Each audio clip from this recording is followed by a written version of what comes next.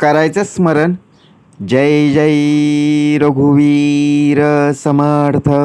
श्री समर्थ कृपेने एक सुंदर असा बोध, एक सुंदर असं श्रवण आपल्याला प्राप्त झालेलं आहे. या श्रवणाच्या माध्यमातून उत्तमाचं सामर्थ्यसुद्धा श्री समर्थांनी प्राप्त करून दिलेलं आहे. बघा प्रत्यक्षपणे भाग कसा दिलेला आहे, नक्कीच श्रवण करूया. समर्थ म्हणाले, नेहमी शांत डोक्याने बघा विचार करत राहा. शांत डोक्याने सर्व प्रश्न सुटतील. पण ज्या ज्या वेळेला आपलं डोकं बघा प्रत्यक्षपणे गरम होतं, कुठला तरी राग आपल्या डोक्यामध्ये येतो, त्यावेळेला जे सुटणारे प्रश्न आहेत ते सुद्धा अडकून राहतात. मग शांत डोकं का ठेवायचं?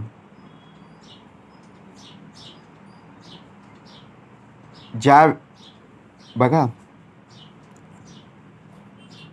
ज्या व्यक्तीवर आपण राग व्यक्त करत असतो, राग व्यक्त झाल्यानंतर बघा 2 मिनटं आपण शांत होतो आणि नंतर मग आपल्याला बघा प्रश्न पडतो की या व्यक्तीला मी रागावून बघा चूक केली. जर मी त्या व्यक्तीशी भांडलो नसतो किंवा बोललो नसतो तर बरं झालं असतं. कारण ज्या व्यक्तीच्या रागात सुद्धा प्रेम असतं, जी नेहमी घरातल्यांना बघा प्रत्यक्षात आनंद ठेवण्याचा प्रयत्न करत असते. आता विचार जर आपण केला, आपले आई वडील बघा प्रत्यक्षात कसा भाग दिलेला आहे.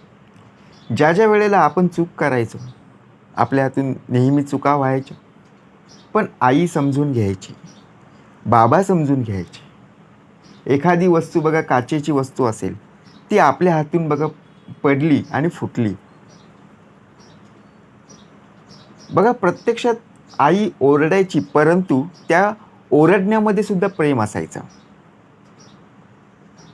बरोबर की नाही? मग तसंच आहे, अनेक टेन्शन असून सुद्धा ज्या व्यक्तीच्या चेहऱ्यावर स्मित हास्य टिकून असतं, ती व्यक्ती प्रेमळ असते. शांत डोक्याने विचार जर केला तर सर्व प्रश्न कसे सुटतील? आता विचार करा. प्रत्येकाच्या बाबतीत प्रत्येक प्रश्न हे वेगवेगळे असतात. प्रॉब्लेम्स प्रत्येकाला येत असतात, परंतु शांत डोक्याने विचार करायला लागतं. एखादा कुठल्या तरी कोपऱ्यात जाऊन बघा शांत डोक्याने विचार केला की ते प्रश्न आपोआप सुटतील. कोणीतरी आपल्याला प्रश्न विचारला, त्या प्रश्नाचं उत्तर आपण लगेच देऊ शकत नाही. कारण का? आपल्याला विचार करायला थोडासा वेळ हवा. आपल्याला अभ्यास करायचा. अभ्यास करत असताना जिथे गर्दी आहे, जिथे रहदारी आहे, तिथे आपल्याला शांत पद्धतीने अभ्यास करता येईल का? शांत डोक्याने बघा आपल्याला अभ्यासाला मन लागेल का? नाही लागणार. बरोबर की नाही? म्हणून भाग कसा दिलेला आहे.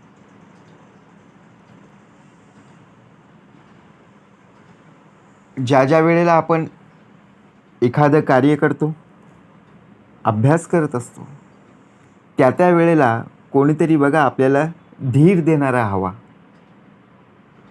ज्या वेळेला कोणीतरी आपल्याला धीर देतं एखादी गोष्ट आपण करत असताना, त्यावरती बघा तो प्रॉब्लेमच आपल्याला सॉल्व्ह होऊन जातो. प्रश्नच उरत नाही आहे. कारण का बघा थंड डोक्यात केलेला आहे. म्हणून समर्थ म्हणाले, आपल्या मनामध्ये, आपल्या डोक्यामध्ये राग नसावा, क्रोध नसावा. मत्सर एकच झाले ना सर्व. पण शेवटी का आपण व्यक्त होतो? थंड डोक्याने विचार कर. आपल्या डोक्यामध्ये बघा प्रत्यक्षपणे बर्फासारखा तुकडा ठेवायचा आणि जिभेवरती साखर असणं फार गरजेचं आहे. चूक ही प्रत्येकाकडून होत असते, परंतु कधी काळी झालेली भेट बघा जेव्हा डोळे बंद करून आठवली जाते, तेव्हा ती भेट नुकतीच झाल्यासारखी चेहऱ्यावर हसू आणून जात असते. आपल्या आयुष्यात अशा कितीतरी व्यक्ती असतील जे कितीतरी दिवसांनी आपल्याला भेटायला येत असतात, परंतु 1 वर्षाने असो 2 वर्षांनी असो ती व्यक्ती आपल्या बघा प्रत्यक्षात आपल्या घरी आलेली नाही आहे. आपलं फक्त फोनवरती बोलणं असतं, परंतु आपल्याला असं वाटतं की त्यांची भेट बघा, त्यांची आणि आपली भेट जणू ही आत्ताच झालेली आहे, नुसतं फोनवरून बोलून. कारण का मनातले सगळे प्रश्न सॉल्व्ह झालेले आहेत. असं थंड डोक्याने जेव्हा आपण विचार करतो, थंड डोक्याने तेव्हाच विचार होतो जेव्हा तुमचं मन एकाग्र होत असतं. एखाद्या गोष्टीमध्ये तुमचं मन लागतं ना, तेव्हा कुठल्याही प्रकारे बघा मत्सर नसतो, राग नसतो. कधी कधी माणसांना इतकं वाईट अनुभव येतात ना, की आपण चांगलं वागलो की वाईट वागलो हेच माहीत नसतं. आणि कधी कधी आपण चांगलं का वागलो याचा सुद्धा आपल्याला त्रास होत असतो.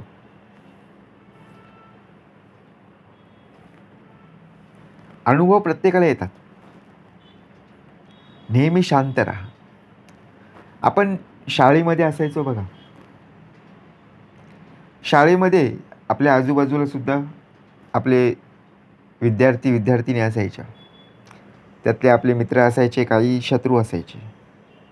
कोणी आपल्याला बघा चिडवायचं, कोणी आपल्याला बघा प्रत्यक्षात धीर द्यायचं. कोणी आपल्यासोबत असायचं, कोणी आपल्यासोबत नसायचं. तरीसुद्धा आपण बघा त्या वर्गामध्ये आपण शिकलो. टीचर, सर यायचे बघा प्रत्यक्षपणे आपल्याला शिकवायचे. पण ज्या ज्या वेळेला आपण शिकायचो, त्या त्या वेळेला आपलं मन हे कुठेतरी बघा प्रत्यक्षपणे गुंतलेलं असायचं. समोर आपल्याला सर बघा प्रत्यक्षपणे विचारतायत की या प्रश्नाचं उत्तर काय, टीचर आपल्याला विचारतात, तेव्हा आपलं मन विचलित होतं. मग सर विचारायचे, अरे तुझं लक्ष कुठे आहे? तेव्हा फळ्यावरती असणारे बघा जे सरांनी शिकवलेलं आहे, जे टीचरांनी शिकवलेलं आहे, तिथे आपण पाहायचो की काय काय शिकवलं आहे, बरोबर की नाही? तिथे आपलं बघा प्रत्यक्षपणे डोकंच चालत नव्हतं. कारण का शांत डोकं नव्हतं, मन एकाग्र नव्हतं. जिथे बघा प्रत्यक्षपणे मन रमलेलं आहे, तिथे कुठलाही प्रश्न विचारा, त्या प्रश्नाचं तुमच्याकडे उत्तर असणारच. असे अनुभव आपल्याला सुद्धा आलेत, आलेत की नाही? शालेय शिक्षण प्रत्येकाने घेतलेलं आहे. प्रत्येकाच्या आयुष्यामध्ये असे प्रश्न आलेलेच आहेत. अख्खं जग जरी विरोधात असलं तरी आपल्यासोबत असणारी हक्काची व्यक्ती म्हणजेच आपलं कुटुंब, बरोबर की नाही? अख्ख्या जगाने जरी विरोध केला तरी आपलं कुटुंब आपल्याला सोडणार नाही, आपल्यासोबत असेल. सत्याच्या मार्गाने आपल्याला पुढे जायचं आहे.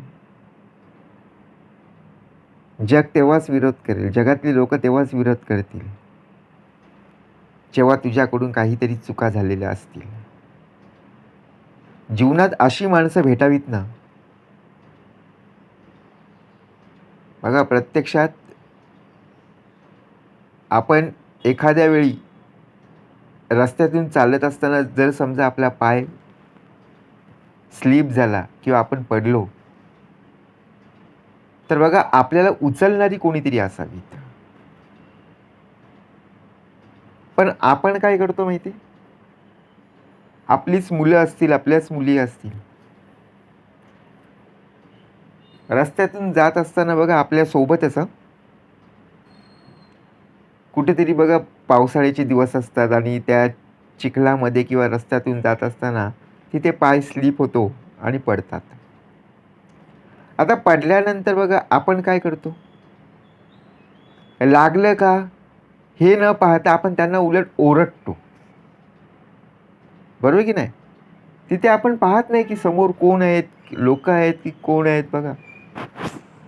उलट त्यांना आपण ओरडतो. तिथे शांत डोक्याने विचार केला पाहिजे. लागलंय का हे पहिलं पाहिलं पाहिजे. म्हणून प्रत्यक्षात असे सुद्धा अनुभव आलेत. अनुभवासी प्रत्यक्षात. समर्थ म्हणाले डोकं नेहमी शांत का ठेवायचं? शांत ठेवायचं असेल तर बघा प्रत्यक्षात आपण विचार करतो. सकाळी उठल्यापासून ते रात्री झोपेपर्यंत आपण प्रत्येक प्रश्न सोडवत असतो. जसं का आपण परीक्षेला बसलोय. हा प्रश्न सुटला की लगेच तो प्रश्न उद्भवला. तो प्रश्न नाही सुटला तर दुसरा उभा येऊन आपल्यासमोर ठेपलाय. मग असे किती प्रश्न सोडवायचे? समर्थ म्हणाले यावर एकच उपाय आहे. ते म्हणजे स्मरण. शांत डोक्याने नामस्मरण कर. स्मरण करत असताना प्रत्यक्षात बघा जसं आपण बघा एखादं चित्रपट पाहत असतो आणि ते आवडता क्षणी बघा जर कोणीतरी रिमोट घेऊन चॅनल बदललं, आपण त्याच्यावर राग काढतो. किंवा एखाद्या वेळी बघा चांगलं कार्यक्रम लागला असेल आणि त्यावेळी लाईट गेली किंवा मॅच सुरू असेल, लाईट गेली. आपण राग कोणावर काढतो? आपल्यावरतीच ना. बरोबर की ना? आपण स्वतःहून स्वतःलाच काय करत असतो? रागामध्ये आणत असतो. शांत डोक्याने विचार कर. म्हणून समर्थ म्हणाले स्मरण असं असावं. त्या स्मरणातून बघा प्रत्यक्षपणे राग शांत होत असतो. स्मरण जर असेल तर राग येणारच नाहीये. म्हणून लक्षात ठेवा मन आणि डोकं आपले शांत का असावं? त्यामध्ये असणारी जी एकाग्रता आहे ती एकाग्रता आपल्यामध्ये असणं फार गरजेचं. आपण एकाग्र होत नाहीयेत. आपल्याला जरी सांगितलं इथे बस, परंतु आपला देह जरी इथे बसला असला तरी मन इकडे तिकडे फिरत आहे. डोकं बघा इकडे तिकडे बघा प्रत्यक्षपणे विचार करत आहे. देहाने इथे बसलाय परंतु मनाने कुठे आहे? डोक्याने कुठे आहे? त्यालाच माहिती. बसलेला आहे किंवा रस्त्याने चालत आहे तरी बघा एकटाच पुटपुटत रस्त्याने चाललेला आहे. आजूबाजूची लोक बघतायत की हा काय बोलत चाललेला आहे, ही काय बोलत चाललेली आहे. आणि जेव्हा बघा कुठेतरी बघा आपल्याला रस्त्यामध्ये कोणी असं आडवं आलं की तिथे आपण थांबतो आणि आपलं जे आपण जे पुटपुटतोय ते आपण स्टॉप करतो. डोक्यामध्ये कुठल्या तरी व्यक्तीचा राग असतो. डोक्यामध्ये कुठल्या तरी बघा व्यक्तीचा विचार असतो. समर्थ म्हणाले कर्माची परतफेड करावी लागतच असते. पण त्यासाठी कर्म करताना नेहमी चांगलं होऊन कार्य करा. कोणताही नियम बघा कोणताही सिद्धांत केव्हाही बदलत नाही. उशिरा का होईना असं फळ नक्कीच मिळत असतं. म्हणून लक्षात ठेवा शांत डोकं शांत मन तेव्हाच होईल जेव्हा तुझं मन एकाग्र होऊन परमेश्वराच्या चरणी नामस्मरण करेल. जय जय रघुवीर समर्थ.